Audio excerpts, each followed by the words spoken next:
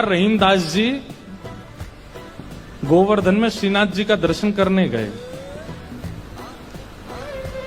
एक तो अल्हड़ वेश में रहते थे, ऊपर से इनके किसी कारण से इनको मंदिर में नहीं घुसने दिया, और जैसे ये मंदिर में घुसने लगे तो लोगों ने इनको धक्का दे दिया।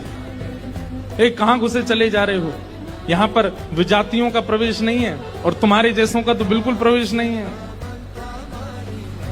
रहीम जी को इतना क्रोध आया, ठाकुर जी को ही सुनाने लगे बाहर बैठ करके। बोले आप कैसे परमात्मा हो, कैसे स्वामी हो, कैसे भगवान हो? इतनी दूर से मैं चल करके आया और आप मुझे दर्शन नहीं दे रहे हो, लोगों के द्वारा मुझे बाहर करवा रहे हो। इतने क्रोध में आ गए श्री रहीम जी। ठाकुर जी भीतर खड़े खड़े उनको पसीना आने लगा, बाहर खड़े खड़े रहीम जी गुस्सा कर रहे हैं। गुसाई जी भोग लेकर के गए, ठाकुर जी बोले हमको नहीं पाना। ठाकुर जी कुछ और बना के ले आऊं, ठाकुर जी बोले हमको वो भी नहीं पाना। गुसाई जी को लगा ठाकुर जी बहुत नाराज हैं, 56 भोग बनाओ। 56 भोग लेकर के गए, ठाकुर जी बोले बिल्कुल नहीं पाना, हमारा मन नहीं है। स्पष्ट ठाकुर जी बता भी नहीं रहे कि बात क्या है, लेकिन जो जो गुसाई जी प्रस्तुत कर रहे हैं सबके लिए मना करते जा रहे हैं, मुझे नहीं पाना। अंत में गुसाई जी ने कहा, बोले जय जय। अंत में गुसाई जी ने कहा, बोले जय जय। कोई अपराध बना हमसे? ठाकुर जी मुंह फुला के बैठे हैं, कुछ नहीं बोले। बोले मैं क्यों बताऊं? गुसाई जी समझ गए, बोले कि ओहो कोई अपराध ही बना है। तुरंत सबको बुलाया, बोले भैया आज किसी का अपमान किया, किसी का अपराध किया, कुछ हुआ था क्या दिन भर में? तब द्वारपालों ने बताया, बोले महाराज आज एक आया था, वो विजातीय था, उसके वस्त्र भी अच्छे नहीं थे, वो देखने में भी अजीब सा लगा, हमको लगा मंदिर में जाके उपद्रव करेगा, इसलिए हमने घुसने नहीं दिया, हमने उसको निकाल दिया। गुसाई जी समझ गए, बोले ओहो उसी के लिए ठाकुर जी ऐसे हो रहे हैं। वो निश्चित ही ठाकुर जी का कोई परम भक्त है और उसको ठाकुर जी, वो ठाकुर जी का दर्शन करने नहीं आया था, ठाकुर जी ने उसको देखने के लिए बुलाया था, ठाकुर जी देखना चाहते थे और तुमने उसको यहां से बाहर कर दिया। अब एक काम करो, बोले क्या? सुंदर प्रसाद बनाओ, प्रसाद बना करके सिद्ध करके, वो यहीं कहीं बैठे होंगे, ज्यादा दूर गए नहीं होंगे, उनको लेके आओ। मंदिर में प्रसाद सिद्ध हो रहा था रहीम जी को प्रसन्न करने के लिए, लेकिन ठाकुर जी इतने व्याकुल हो गए, बोले अभी तो चूल्हा जलाएंगे, कढ़ाई धरेंगे, तब कुछ बनाएंगे, तब तक रहीम जी वृंदावन पहुंच जाएंगे।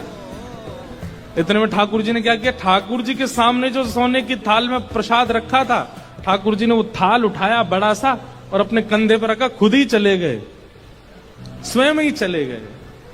यहां रहीम जी गोविंद कुंड पर बैठे थे, खूब गुस्सा हो रहे थे, ठाकुर जी को भली बुरी सुना रहे थे।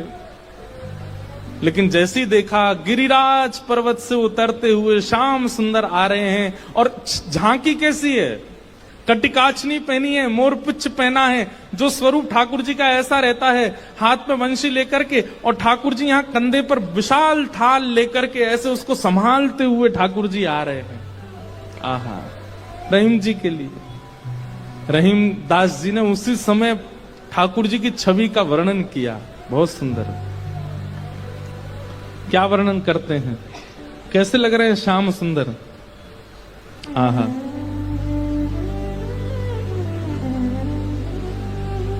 काछे काछनी कलित मुरली कर, पीत पिछोरी साल की, बंक तिलक के सर को कीन्हो, दुति मानो विदुबाल की, ओ छवि आवन मोहन लाल की, छवि आवन मोहन लाल की, छवि आवन मोहन लाल की, छवि आवन मोहन लाल की, छवि आवन मोहन लाल की।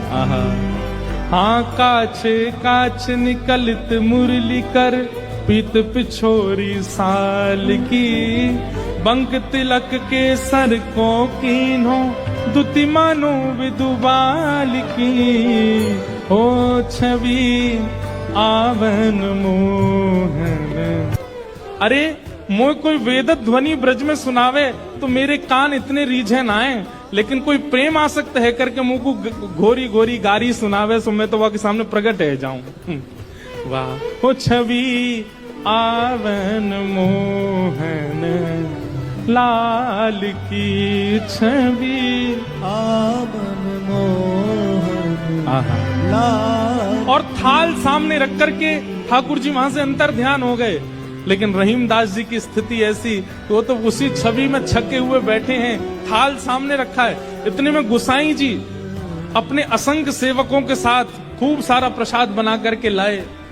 रहीम जी के पास जैसे ही पहुंचे तो देखें यहाँ तो पहले से ही थाल रखी, और ये वो थाल है जो श्री जी बाबा की है, श्रीनाथ जी की है। नेत्र बंद हैं।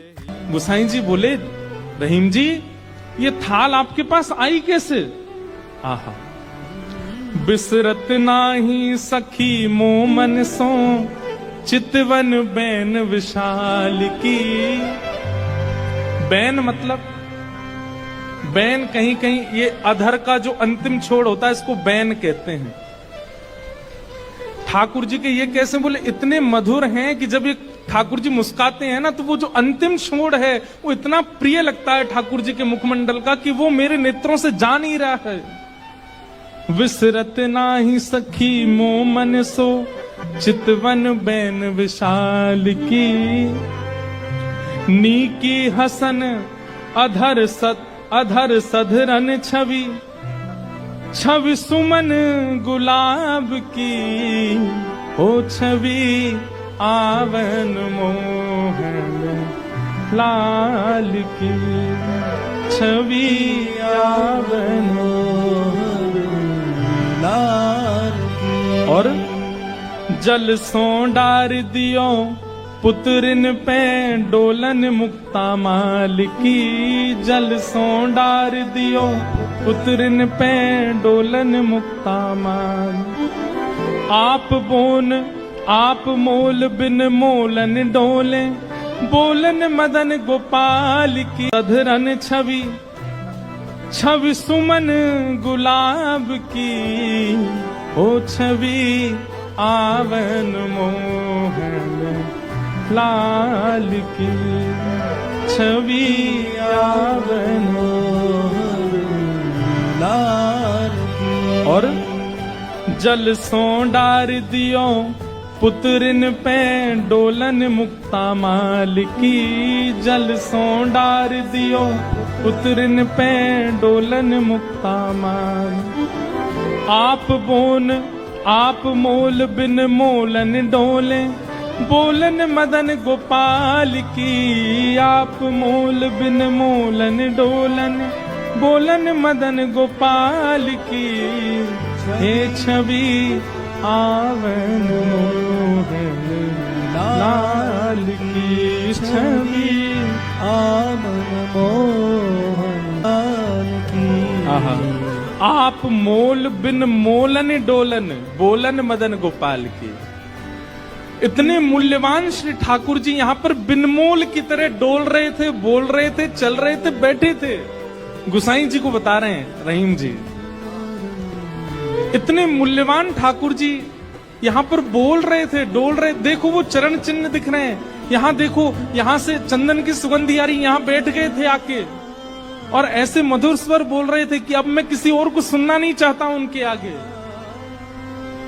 अरे यह स्वरूप निरखे सोई जाने, अरे जिसने वो स्वरूप देखा होगा, यह स्वरूप निरखे सोई जाने, यही रहीम के हाल की।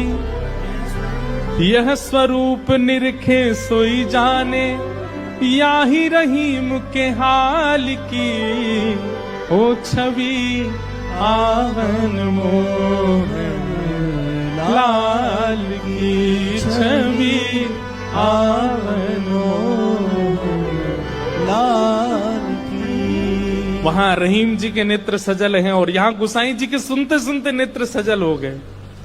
वाह ठाकुर जी, आपकी लीला। यहां हम इतनी सामग्री सिद्ध कर रहे थे रसोई में, लेकिन आपसे इतनी प्रतीक्षा भी नहीं हुई, आप अपनी थाल लेकर के आ गए और ऐसी लीला करके गए रहीम दास जी के पास आकर के।